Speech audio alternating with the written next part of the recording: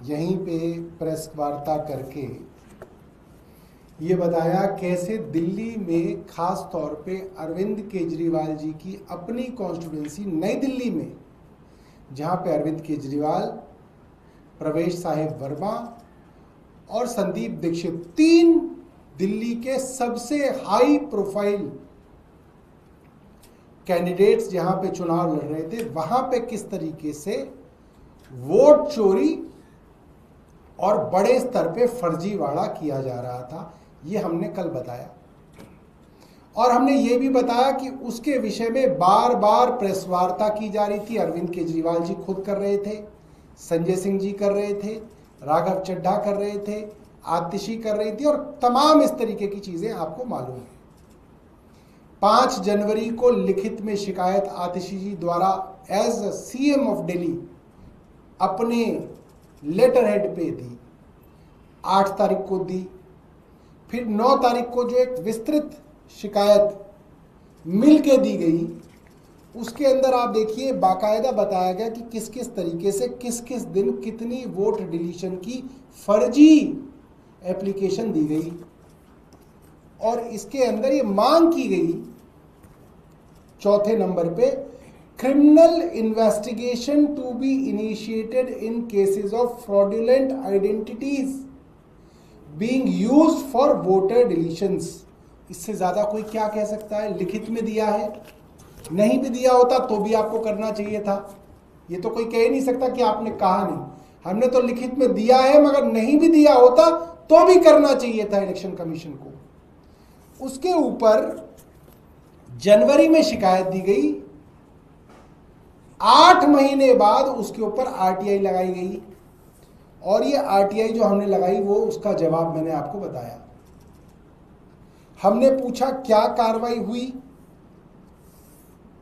तो उसका जवाब आया, disclosure of the said information has no relationship to any public activity और interest, therefore the disclosure of the same is exempted as per section 81J of Right to Information Act 2005। किस अफसर ने जांच करी? वही। एफआईआर दर्ज हुई या नहीं हुई? कोई जवाब नहीं। इसको आपने किसको आगे भेजा? कोई जवाब नहीं। कोई लेटर, कोई कम्युनिकेशन, कोई फाइल नोटिंग, उसकी आप कॉपी दीजिए, कोई जवाब नहीं।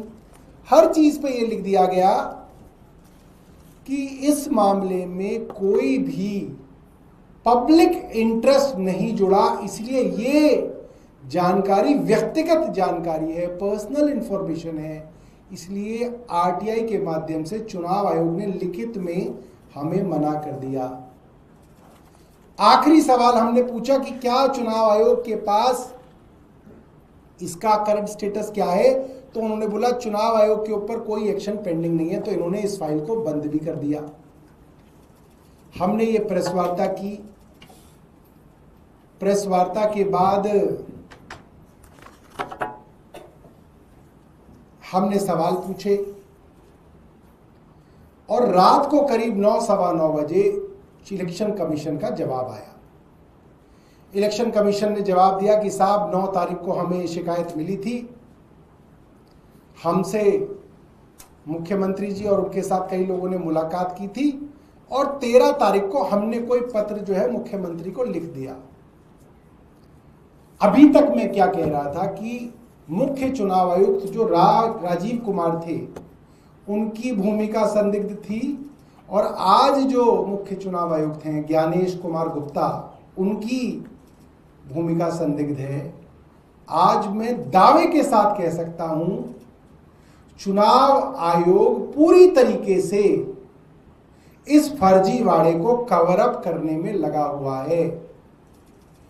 चोरी किसने की मुझे ये नहीं मालूम, मगर मुख्य चुनाव आयुक्त और चुनाव आयोग इस चोरी किसने की को छिपाने में पूरी की पूरी भूमिका इनकी है।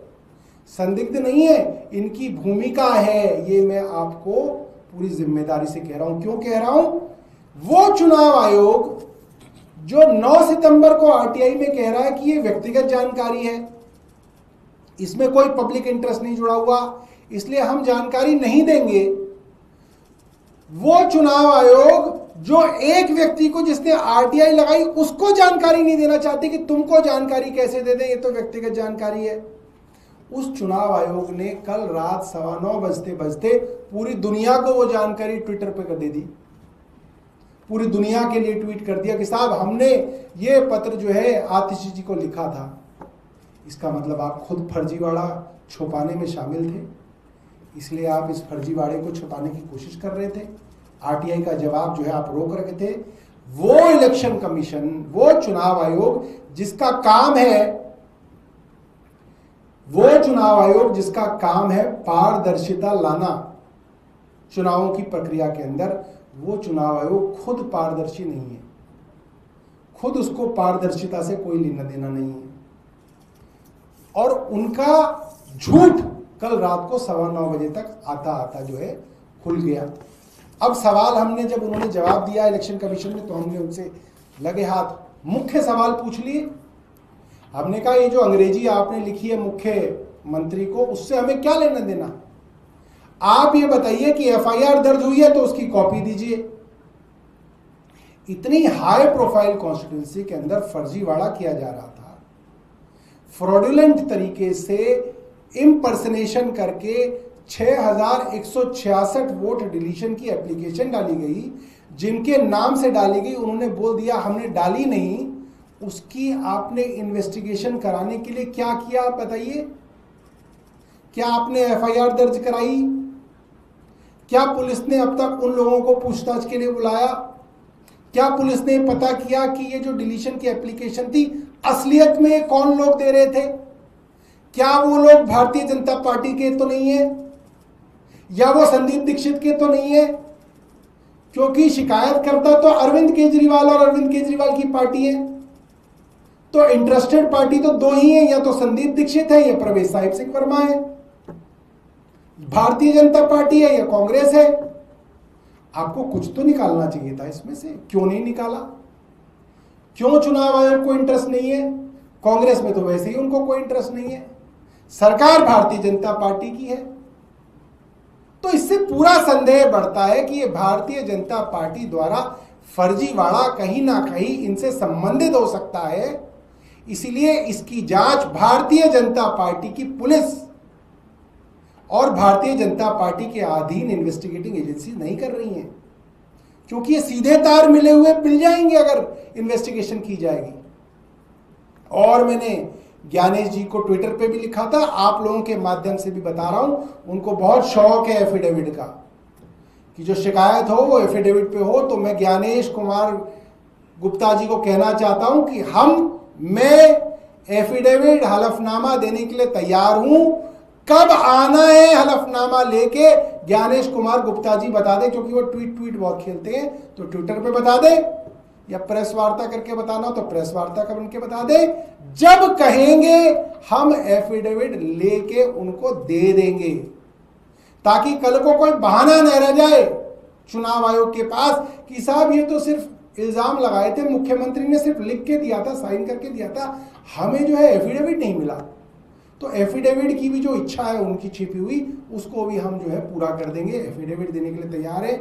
मैं चाहूंगा मीडिया के हमारे मित्र जो हैं एफिडेविट के बारे में चुनाव आयोग से पूछ लें, कब चाहिए, कहां चाहिए, हम लोग वहां पे उनको दे देंगे। बहुत बहुत धन्यवाद। आप यहां बैठा करो, मैंने पहले भी बोला आपको।